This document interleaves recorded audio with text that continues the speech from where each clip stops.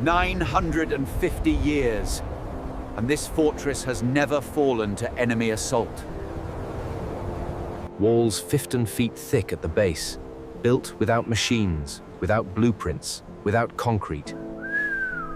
October 1066, William the Conqueror surveys a muddy riverbank and envisions an impregnable citadel. Watch as 12 acres of marshland become England's most formidable fortress. Bishop Gundulf's master builders begin. 20 years of construction about to unfold. Surveyors mark a rectangle, 108 feet by 105 feet. Perfect medieval precision. Excavators reach stable gravel. The ancient Thames riverbed will support the fortress's immense weight. Workers compact gravel and lay drainage rubble. Medieval engineering against centuries of moisture. Kentish ragstone, London's premier building stone for 15 centuries, arrives by river and cart. Each foundation stone requires 4 men and flawless coordination. Medieval precision without machines. Rollers transform impossible weight into manageable movement. Ancient technique, timeless efficiency. The first foundation stone settles into position. The Tower of London's 9th-century journey begins. Lime mortar, the medieval glue that binds stone to stone for centuries of service. 4 master mason teams work simultaneously. Medieval project management at its finest. Corner quoins interlock like puzzle pieces, each course alternating for unbreakable strength. Foundation walls breach the surface. Saxon London watches a symbol of Norman power rising. Rubble core construction. Dressed faces contain a heart of mortared stone that weighs thousands of tons. Scaffolding rises with the walls, putlog holes in the masonry support platforms above. 3 meters high and 15 feet thick, the White Tower's skeleton takes shape. The treadwheel crane, human-powered lifting that can hoist 2 tons 90 feet skyward. 2 men walk, 2 tons rise. Medieval ingenuity transforming human labor into lifting power. Medieval construction hierarchy. Ground crews, mid-level masons, and height specialists working as one. Caen limestone from Normandy, shipped across the channel for the tower's finest details. The spiral staircase tower, curved construction demanding precision-cut stones for every course. The undercroft basement, vaulted storage chambers deep within, walls 15 feet thick. 40 feet high and rising, half the height achieved, half the journey remaining. Oak beams spanning 30 feet, each hewn from centuries-old English timber. Passages within walls. The 15-foot thickness conceals corridors and chambers throughout.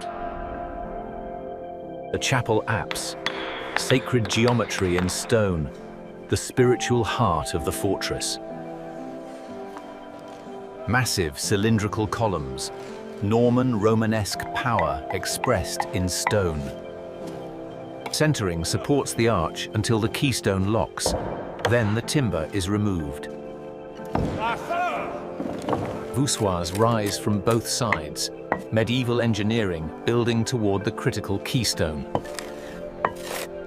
The keystone, one perfectly shaped stone that transforms individual pieces into an arch.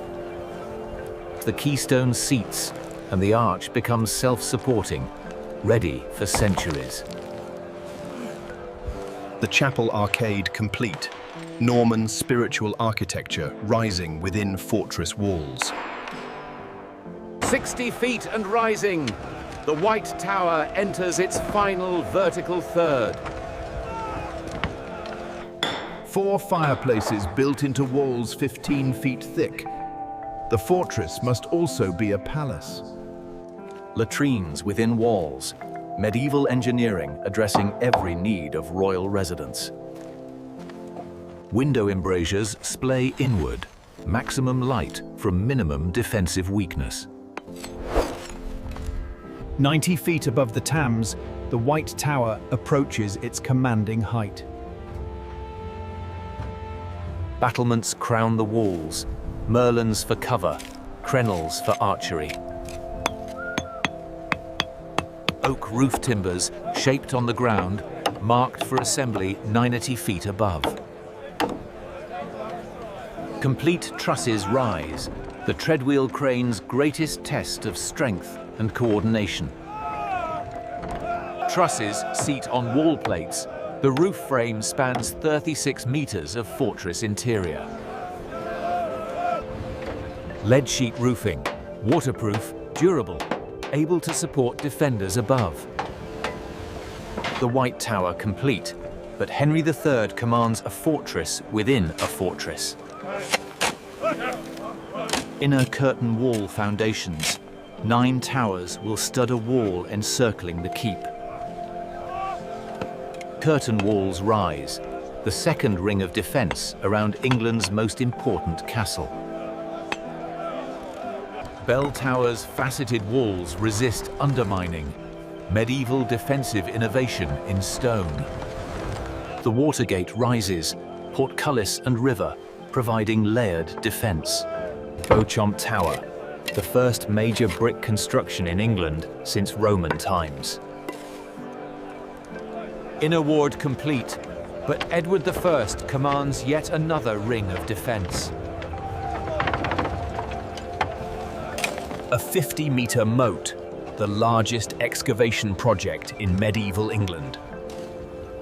Outer curtain foundations, creating England's first true concentric castle. St. Thomas's Tower, a river entrance covered by arrow slits from every angle. 4 gates in sequence. Attackers face layer after layer of fortified barriers. Corner bastions provide flanking fire. No section of wall lies undefended. Dutch engineering controls the moat, flooded or drained at the garrison's command. Tower Wharf extends the fortress to the river's edge, supply line and defensive barrier. 3 rings of defense complete, the Tower of London medieval fortress nears its final form. Whitewash transforms grey stone to gleaming brilliance. The White Tower earns its name. Royal chambers receive painted decoration, fortress walls concealing palatial interiors.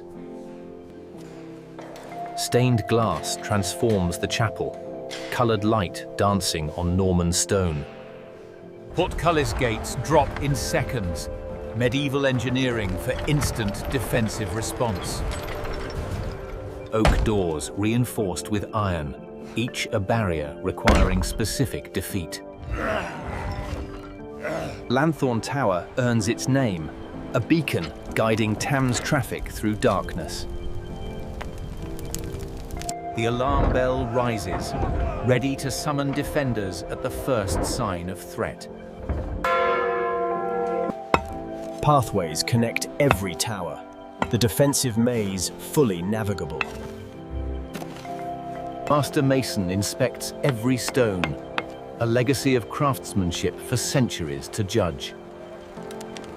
Gates close in sequence, 4 barriers between any attacker and the keep. Moat fills on command, 50 meters of water surrounding the fortress.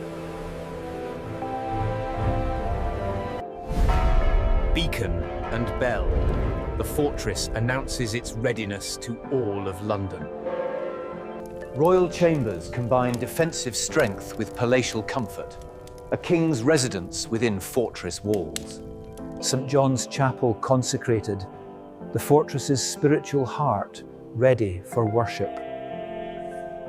Storage chambers stocked, the fortress can withstand siege indefinitely. Structural verification complete. Walls true, joints sound, construction perfect. Craftsmen depart their masterwork, a legacy in stone that will outlive them all. The garrison enters. The Tower of London becomes England's most powerful stronghold. The Crown inspects its fortress, Norman power made manifest in stone. Fortress operational, the Tower of London begins its 900-year vigil. Built to last centuries, the Tower of London will stand longer than any king who commanded it. From foundation to fortress, witness the transformation in moments.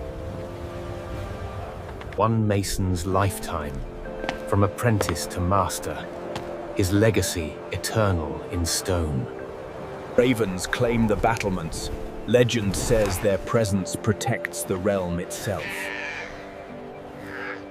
900 years of engineering, compressed into the moments ahead. 20 years of labor, thousands of workers, millions of stones, one impregnable fortress. From vision to reality, the fortress emerges complete, unconquerable, eternal. 12 acres fortified, from raw earth to England's greatest stronghold. Final touches complete a masterwork. Every stone, every joint, every detail perfect. After decades of construction, thousands of workers step aside to reveal their creation. 200 years of building, compressed into this final tribute to medieval mastery. The fortress that never fell, 900 years of unconquered history begin in this moment of completion. Ever wondered how the modern world was built? It was shaped by engineering. Subscribe to Industrial Evolution.